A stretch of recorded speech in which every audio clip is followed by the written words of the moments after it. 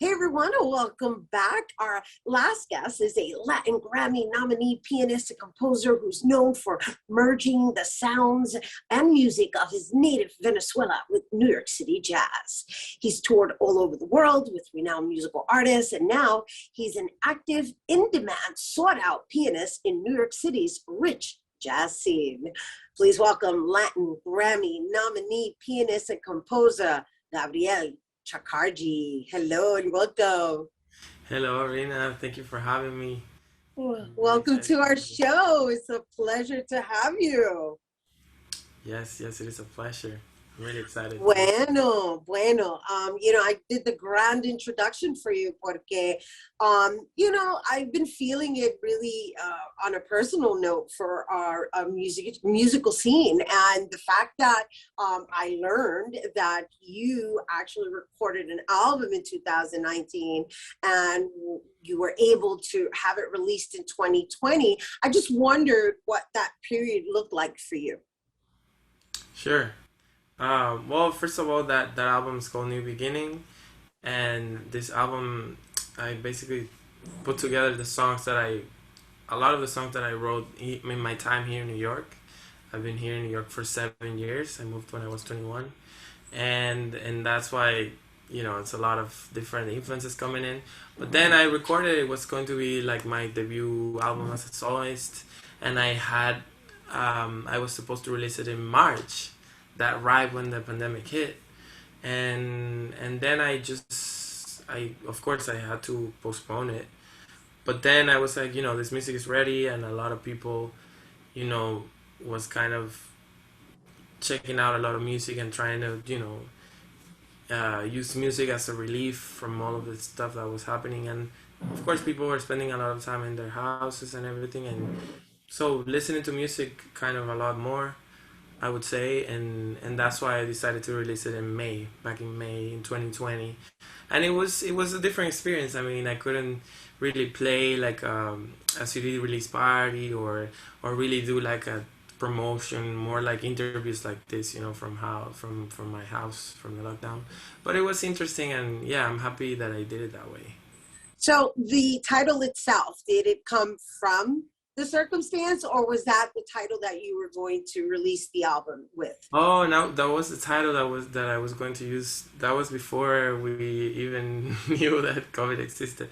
That's one of the songs from the album, the title track from the album, and it's more referred to me, moving from Caracas and kind of, yeah, staying here in New York, and like this crazy like multicultural city, and learning and playing and kind of chasing my dreams, really. Yeah. Yeah, no, it's apropos, right? We'll say that it was apropos, even though it's about you and it's coming from a personal experience. I'm sure a lot of people can relate to a title called New Beginnings, and and then there's the fire that you put into the way you play. And one of the things that I really enjoyed learning about you is that you really focus a lot on incorporating the Afro-Venezuelan music. And so why is that? Because that when I hear that, it becomes a question of folklore. So let's talk about that fusion and why that's such a deep influence in your life. Yeah, so Venezuela has a rich music culture, and we have, as you know, like we have so many influences, and there are like different styles of music depending on the region of Venezuela, and actually Caracas is like the most where everything kind of gets together.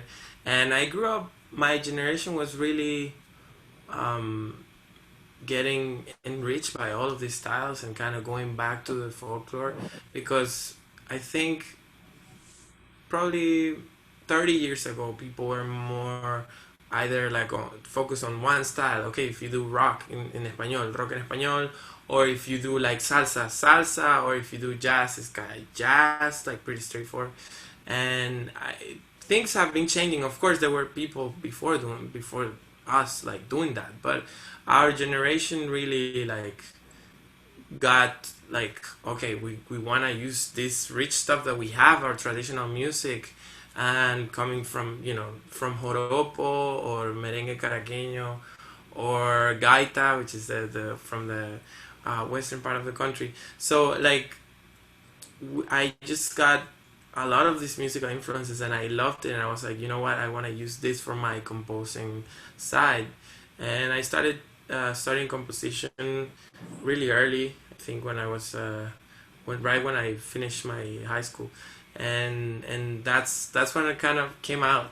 But I always loved jazz, and I was part of a big band back then, like a jazz big band, and we played mainly jazz. But jazz as a style of music is really open to kind of get these other styles, and you can merge so many things, and that's kind of it came about. But the Afro-Venezuelan music, I want to say, is not that known.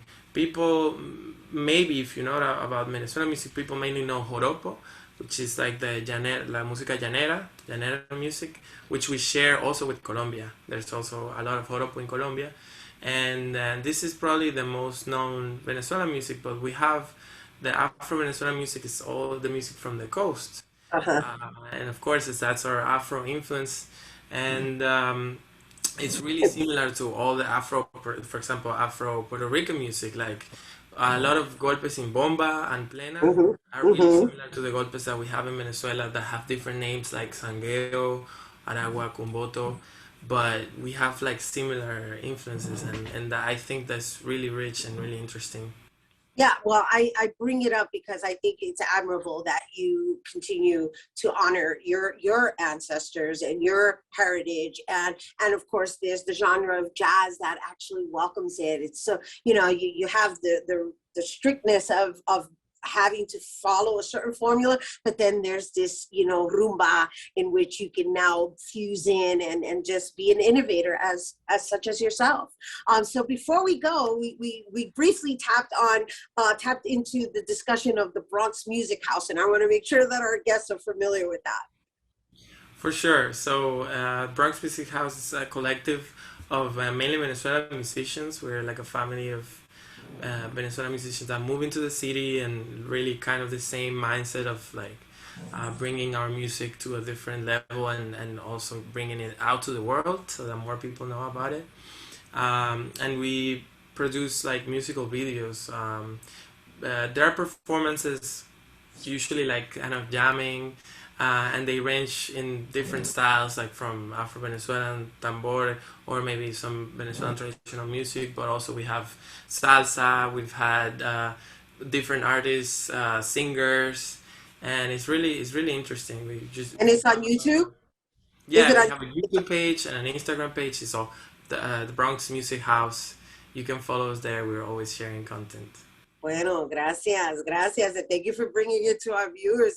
Everybody, Gabriel Chakarji, pianist and composer, Grammy nominee, and we don't want you guys to go anywhere because when we come back, he's actually going to perform from his new album release, New Beginnings. Don't go anywhere.